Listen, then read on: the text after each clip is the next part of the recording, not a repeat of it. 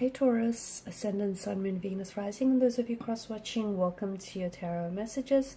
In today's reading, we'll take a look and see what the cards predict for you for the upcoming week. It is going to be a general one. If you're after a personal reading, feel free to reach out and inquire. My email address is going to be listed below the video.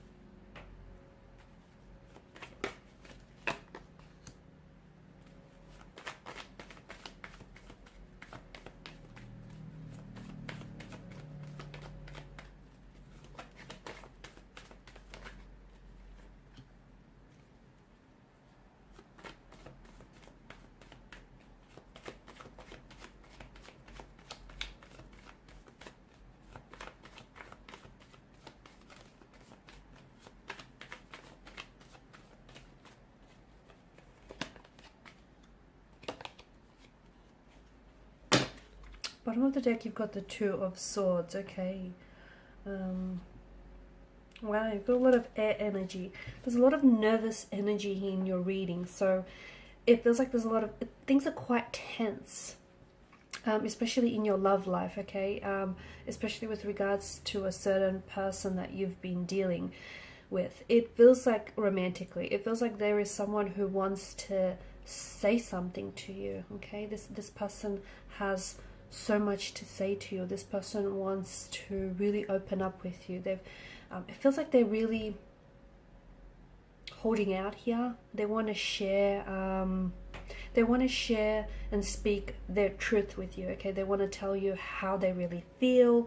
They want to tell you what their real intentions are. You know, they've got something like a secret that they've been holding on to that you probably should have known by now. They probably should have disclosed this information to you by now, because it ultimately could affect the way that you view them and the way that you view this relationship, this connection.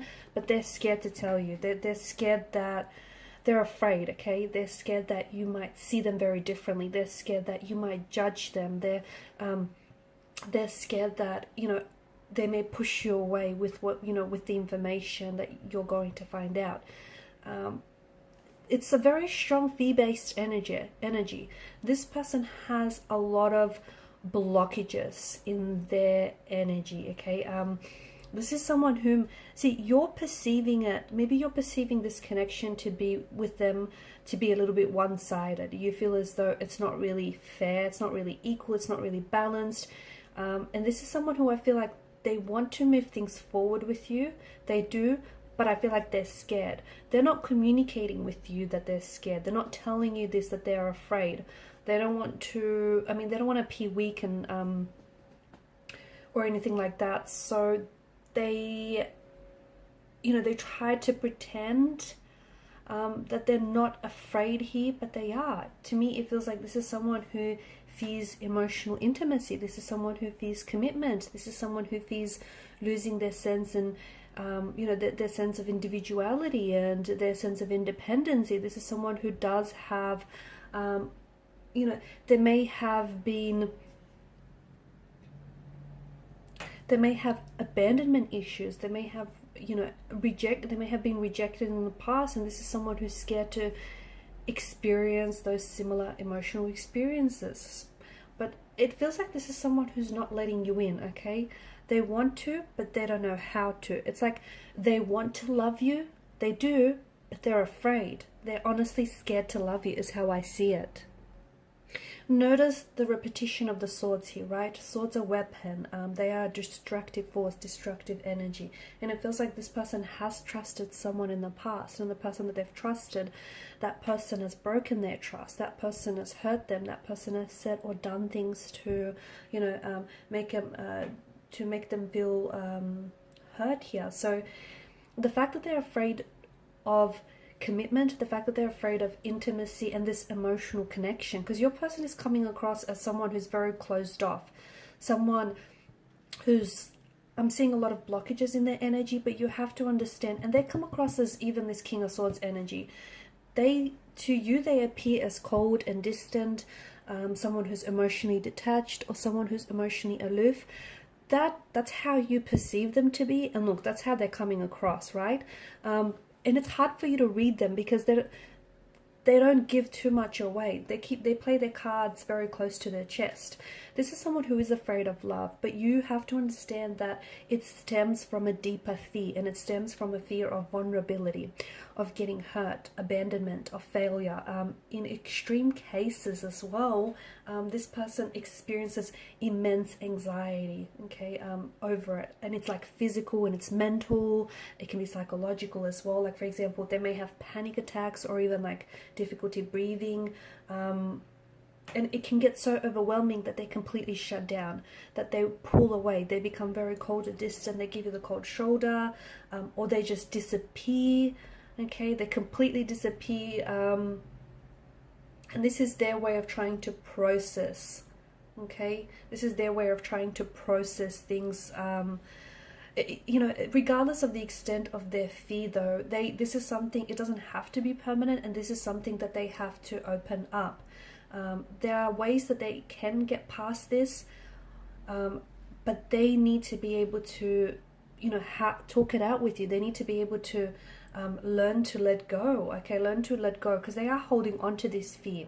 And they don't have to, okay? They don't have to hold on to this fear. They can let go of it. They need to learn what is it that keeps them holding on to this fear, okay? Because what they're doing is they've pushed so many people away in the past, and they're doing it to you too. They don't want to, but this is essentially this is a behavior now, and it's a choice. Holding on to this fear is a choice, and they choose to hold on to it. And maybe because it's so familiar and it's something that's so, you know, that they've grew so accustomed to. The problem is more complex as well, because I feel like it's also them holding on to is also woven into their identity, into who they are. So they feel as though, you know, they've always been this way, this is how they are, this is part of their DNA, but it's not, and they don't have to identify with it.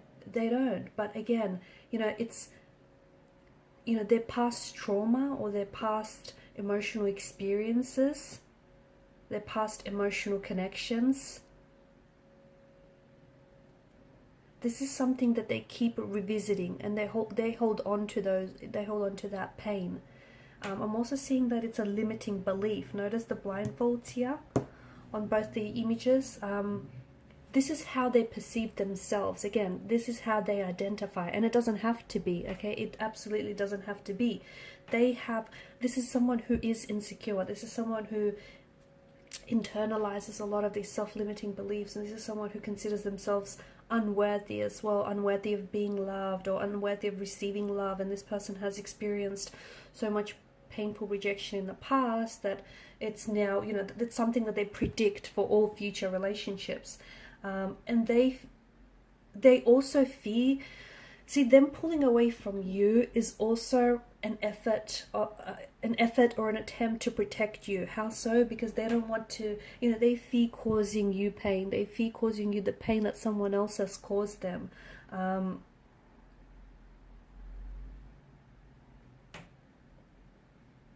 I'm also seeing that this is someone, I mean, Page of Swords energy, this is someone who doesn't, you know, doesn't necessarily conform to certain standards or to certain expectations. I also feel like this person has their own way of doing things, and that's okay, but they need to be able to communicate this with you, okay?